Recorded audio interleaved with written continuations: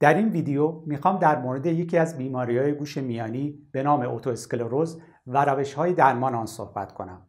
با من همراه باشید.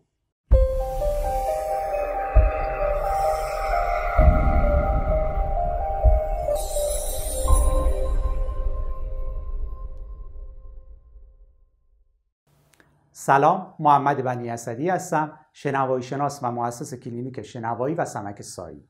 من با مجموعه ویدیوهای سمک سایی میخوام شما رو با موضوعات شنوایی و سمک بیشتر آشنا کنم. اگر به این موضوعات علاقه‌مندید، سمک سایی رو در فضای مجازی دنبال کنید. گوش‌ها بخش کوچکی از بدن ما هستند، اما آنها مسئول یکی از 5 حواس اصلی ما هستند. برای گوش‌ها هم مانند هر عضوی از بدن همیشه این احتمال وجود داره که اختلالی پیش بیاد. یکی از این اختلالات اوتواسکلروز نام داره. حدود 3 میلیون نفر در امریکا به این عارضه مبتلا هستند و شیوع آن در زنان نسبت به مردان کمی بیشتره. زنان سفیدپوست بین 20 تا 45 سال بیشترین گروه مبتلا رو تشکیل میدن. محققان معتقدند که شروع این بیماری به دلیل تغییرات هورمونی در این سنینه، به ویژه برای زنانی که باردارند. علت دقیق اوتواسکلروز ناشناخته است، اما با توجه به نرخ بالای وراثت‌پذیری آن، اکنون محققان تلاش می‌کنند تا نشانگرهای ژنتیکی این بیماری رو شناسایی کنند. برای اینکه بهتر با اوتواسکلروز آشنا بشید، ابتدا باید توضیح بدم که چگونه ما میشنویم. گوش انسان از 3 قسمت مجزا تشکیل شده: گوش خارجی، گوش میانی و گوش داخلی. برای شنیدن صدا، گوش خارجی ارتعاشات صدا رو دریافت میکنه و اونها رو به سمت پرده گوش هدایت میکنه.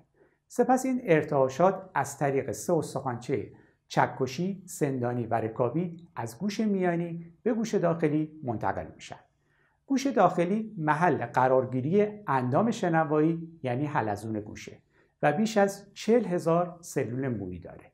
سلول‌های مویی گوش داخلی 2 نوعند: سلول‌های مویی خارجی و سلول‌های مویی داخلی. سلول‌های مویی خارجی مسئول تقویت ارتعاش صدا هستند تا حدی که سلول‌های مویی داخلی رو تحریک کنند. سپس سلول‌های مویی داخلی ارتعاش رو به پیام عصبی تبدیل می‌کنند و از طریق عصب شنوایی به مغز ارسال می‌کنند. اگر بخشی از این مسیر شنوایی دچار اختلال بشه، شما ممکنه به کمشنوایی انتقالی یا کمشنوایی حسی عصبی یا ترکیبی از هر دو یعنی کمشنوایی آمیخته مبتلا بشید. در بیماری اوتواسکلروز، در قسمتی که استخوانچه‌های گوش میانی به حلزون متصل میشه، استخوان شروع به رشد بیش از حد میکنه. این رشد غیر طبیعی منجر به استخوانی شدن یا سخت شدن مفصل بین رکابی و دریچه بیضی حلزون میشه و مانع از حرکت استخوانچه رکابی و انتقال طبیعی صدا از گوش خارجی به گوش داخلی میشه. در نتیجه صدای کمتری به مغز میرسه. به این نوع کمشنوایی انتقالی میگن، به دلیل اینکه مشکل در انتقال صدا از فضای گوش میانی به گوش داخلیه. کمشنوایی تدریجیه و معمولاً ابتدا از یک گوش شروع میشه و در 70% موارد گوش دیگه فرد رو درگیر میکنه. همانطور که دیدید، اوتواسکلروز معمولاً منجر به کمشنوایی انتقالی میشه، به دلیل اینکه صدا نمیتونه از گوش خارجی به گوش داخلی منتقل بشه. در موارد بسیار نادر، رشد بیش از حد و غیر طبیعی استخوان ممکنه به فراتر از این قسمت گسترش یابه و گوش داخلی رو نیز درگیر کنه. در این موارد با پیشرفت بیماری، اوتواسکلروز منجر به کمشنوایی حسی عصبی یا کمشنوایی آمیخته همراه با سرگیجه میشه. این بیماری در 50 تا 75% موارد علاوه بر کمشنوایی ممکنه باعث وزوز گوش یا افزایش درک صدایی بشه. افراد مبتلا به اوتواسکلروز اغلب علائمی شبیه به دیگر انواع کمشنوایی از خود نشون میدن. علائمی مانند نیاز به تکرار کلمات، بلندتر کردن صدای تلویزیون و درک نکردن صدای افرادی که آهسته، سریع یا از فاصله چند متری صحبت میکنن. تشخیص اوتواسکلروز معمولا با تست شنوایی سنجی آغاز میشه.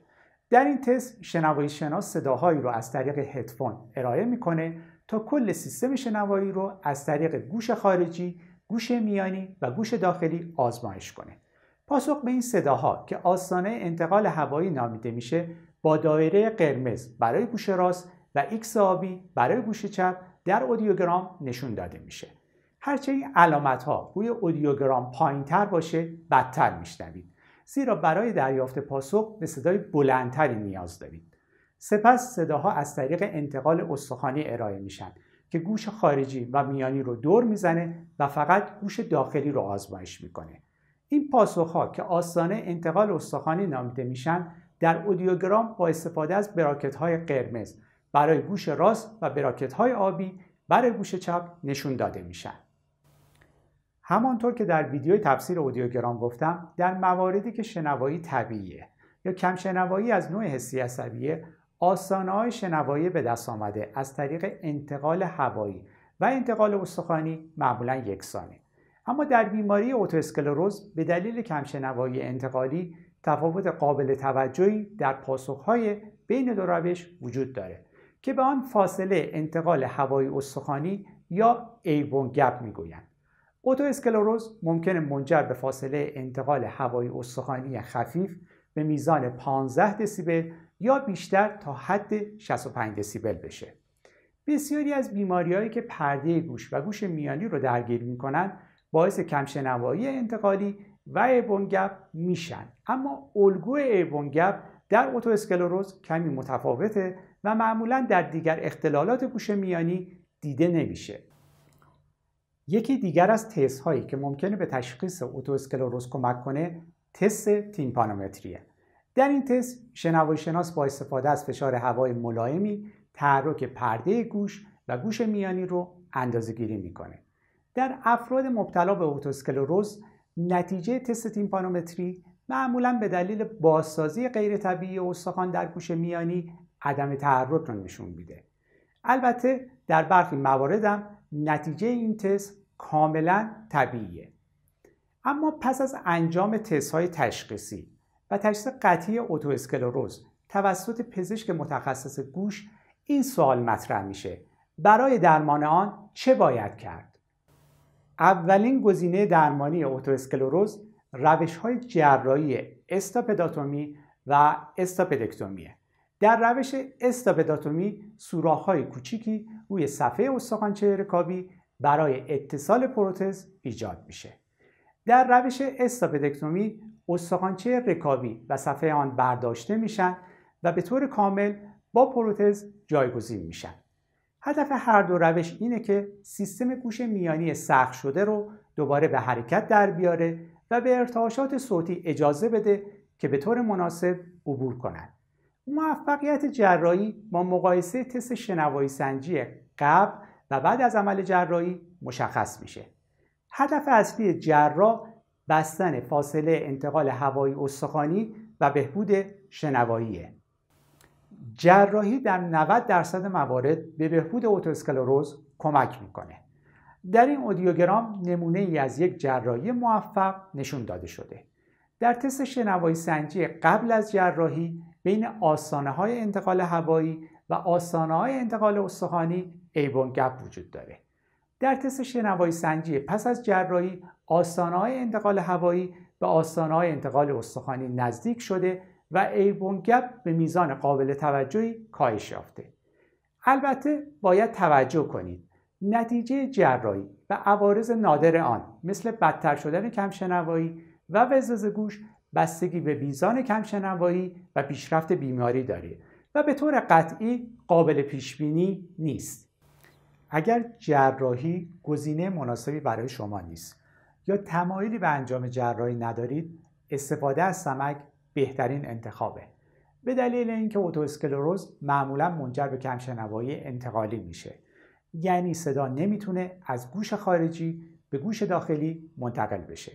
در چنین مواردی که فقط مشکل در انتقال صداست، سمک کارایی خیلی خوبی داره.